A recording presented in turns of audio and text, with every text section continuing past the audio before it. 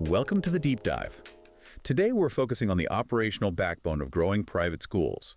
Specifically, that really critical shift from scattered tools to what we call an admin-ready system. Exactly. Our mission today is to, quickly unpack what that transition looks like for founders and administrators, and really why scaling demands a single operational backbone, not just throwing more technology at the problem. Right, we're looking for that tipping point.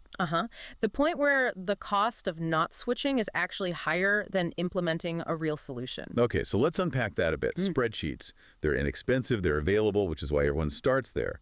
But at what point does that flexibility become a serious liability? Well, the friction really begins the moment you hit any kind of complexity. Once you introduce, say, multiple grade levels, sibling discounts, different tuition plans, the information just fragments. And it's not just about tedious work, is it? No, not at all. It creates genuine operational risk. I mean, we've seen cases where manual input errors in attendance records actually threatened a school's accreditation. Wow, so the stakes are really high. They can be. Or it could cost thousands in lost state funding because the numbers just didn't align with the billing system. Okay, so that gives us the stakes. What are the clear warning signals that a spreadsheet setup is actively holding a school back?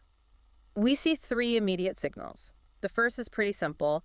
When your administrator, or maybe the founder, is spending more time reconciling data than on, say, curriculum or staff development. It's putting out fires, basically. Constantly. The second is when you realize you're updating the same student's information in 3 different places. That's just a guarantee of eventual error. And the third. When enrollment season feels completely chaotic, if your core workflows have to be rebuilt from scratch every single year, they aren't workflows, they're just manual projects. So if the system is broken, what does this admin-ready state actually mean for a school that's starting to scale? It can't mean jumping into some massive, complicated enterprise system.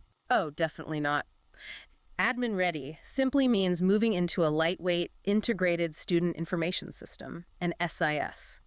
And what's fascinating is how it works. It replaces those manual rows with a relational database. Meaning everything is connected. Exactly. A single student ID automatically links every piece of data, from their application to their attendance to their last tuition payment. That's how you establish one reliable source of truth. And that's where it gets really interesting for administrators, isn't it? That consistency. In practical terms, student records are just instantly consistent across admissions, academics, attendance, and billing. They have to be. So when we talk features, there are a few non-negotiables at this early stage. You need admissions and enrollment workflows that cut down on manual data entry. You need those centralized records that update everywhere at once. And billing, I assume, is a huge one. Huge. You need tuition and payment tracking that stays automatically aligned with enrollment status. And, if your parent or teacher portals require more than 5 minutes of training, it's probably too complex for this stage. That makes sense. For school leaders ready to make that jump, though, implementation is often the biggest fear. How do you roll out a new system with low risk? We always advise a phased rollout. You have to stabilize core operations first. Think about the natural flow of data. You start with admissions and student records. That's the foundation.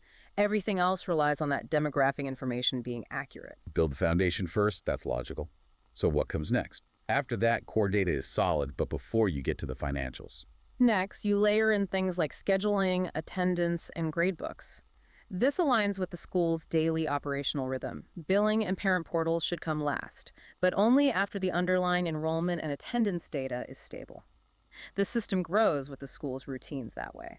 And what does the ROI look like, say, in the first 90 days? How do you measure success beyond just fewer errors? Well, success is often measured in time savings you can actually quantify. If your administrator saves, say, 6 to 8 hours a week on reconciliation, that time immediately goes to higher value work. Like curriculum development or fundraising. Precisely. But the clearest sign that the school is ready to scale is when you free the founder from that routine daily firefighting.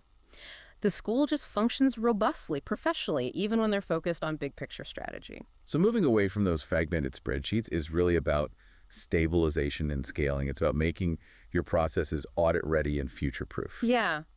If your operations are starting to feel fragile, just remember this. A school management system should make your operations calmer and more structured, not introduce a new layer of technical complication. Thank you for tuning in to The Deep Dive.